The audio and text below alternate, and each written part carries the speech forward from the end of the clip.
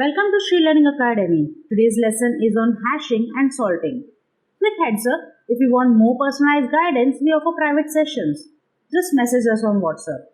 Now let's dive in. In the world of digital security, particularly when it comes to protecting passwords and sensitive data, hashing and salting are two critical techniques used to ensure that information remains safe. You might have heard these terms before, especially if you are into tech, but they might still sound confusing. Don't worry, we will break it down in simple, easy to understand language with examples to make things clearer. Now, what is hashing? Hashing is a process of converting any input like the password, a file, or a piece of data into a fixed length string of characters, which is usually a sequence of numbers and letters. This string is known as a hash or a hash value.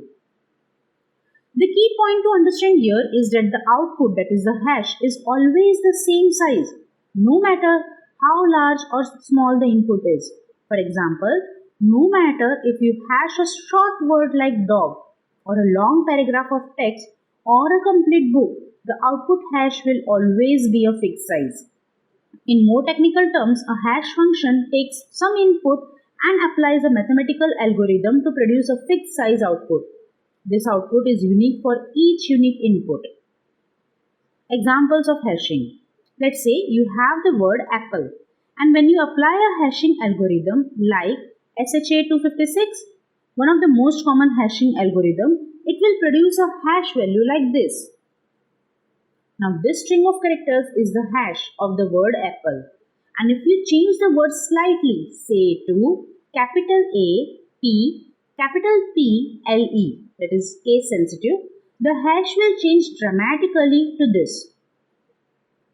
Notice how the two hashes are completely different, even though the words are only slightly different. This demonstrates how even a small change in the input leads to a very different output hash. This makes hashing a very useful way to ensure that data has not been altered, as even the smallest change in input will result in a completely different hash. You can test out hash generator yourself and just head over to Google, search for hash generator and try it out. You will find plenty of free tools to experiment with and see how hashing works in real time. But why is hashing important? It is commonly used in digital security for a variety of reasons. Say data integrity. Hashing ensures that data hasn't been tampered with. If the hash of the original data matches the hash of the received data, you can be sure that the data hasn't been changed. Password storage. One of the most important uses of hashing is in storing passwords securely. Instead of saving users' actual passwords, websites store the hash of the password.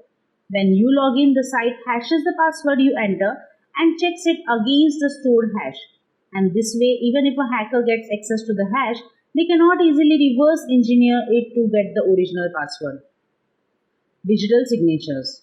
Hashing is also used in creating digital signatures to verify the authenticity of the documents. Now let's see how hashing works in simple terms. Imagine you have a special box that can transform any object you put inside it into a unique string. Now this box is your hashing algorithm. Let's say you have put the word banana into the box. The box spits out a fixed size string, say XYZ123. And now if anyone else tries to input the word banana into the same box, they will get the same result, that is XYZ123. Now here's the interesting part. If you put the word banana with a capital B in the box, you will get a completely different string. This shows how sensitive hashing is to even the smallest changes in the input. Now, what is salting? It is a technique used to further secure the process of hashing, especially when dealing with passwords. While hashing alone is great, it's not enough to protect the passwords from advanced attacks like rainbow table attacks. A salt is a random value that is added to the password before hashing it. So when you hash a password, the salt gets combined with the password and then hashed together. The salt is unique for every password and is stored alongside the hash. And this means that even if two users have the same password, their salt hashes will be different because their salts are different. Let's take the password, that is password 123. And if we hash this password using SHA-256 without a salt, it will always produce the same hash like this. But if we add a random salt to it, like say 7F9S8D, and then hash the combination of password 123 and 7F9S8D, we get a completely different hash like this. Notice how the hash is completely different now. Even if someone else has the password, that is password 123, their hash will be completely different because their salt will be different. So why is salting important? Salting adds an extra layer of security to the hashing process, and here's why it's so crucial.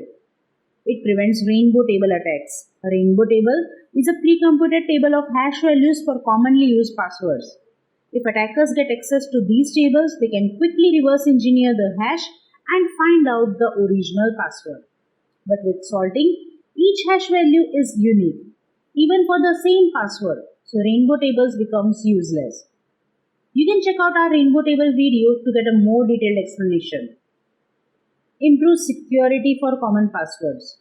Without salting, if many users have the same password, their hashes will be same, making them easy targets.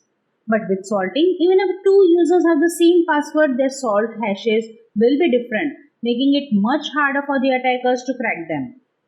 Defense against the brute force attacks. In brute force attacks, hackers try every possible combination to crack a password. Salting makes this process harder because each password has its unique salt. So even if attackers can guess one password, they cannot reuse the same process to crack the others. So how salting works in simple terms. Imagine you are cooking a dish representing the password, and you are going to add a unique ingredient, that is the salt, to each dish you make. Now, even if you and your friend both want to make the same dish, that is the same password, your dishes will look different because of the unique ingredient you added, that is the unique salt. Even if attackers get a hold of your dishes, that is the hash password, they can't easily figure out what's inside because each dish has a different secret ingredient, that is the salt. So how hashing and salting work together? When hashing and salting are combined, they provide robust security for storing sensitive information, especially the passwords. Here's how it works in practice. So first, a user creates an account on a website and chooses a password, say supersecret123. The website generates a random salt for the user, and this salt could look like something random like RT7G2X1. Now the website combines the password with the salt, resulting in this. The combined string is passed through a hash function, at example SHA-256, resulting in a unique hash. The salt and the hash are stored in the website's database, and when the user logs in again, the website retrieves the salt, combines it with the entered password, hashes the result, and checks if it matches the stored hash. This process ensures that even if two users have the same password, their stored hashes will be different due to the unique salts. And if hackers gain access to the database, they will only see the salted hashes, which are difficult to reverse the engineer. So in summary, hashing and salting are fundamental concepts in securing the passwords and other sensitive data. Hashing transforms data into a fixed size string, which is easy to store but hard to reverse. Salting, on the other hand, adds an additional layer of randomness, making the process of cracking hash data much harder for attackers. Thank you so much for watching this video, and if you are looking for more personalized training, contact us on WhatsApp. We offer a range of theoretical and practical courses starting at just $99. And you can also find a written explanation and a quiz on our website. Link in the description below. Don't forget to subscribe for more useful videos and feel free to ask any questions in the comments. We are here to help. See you in the next one.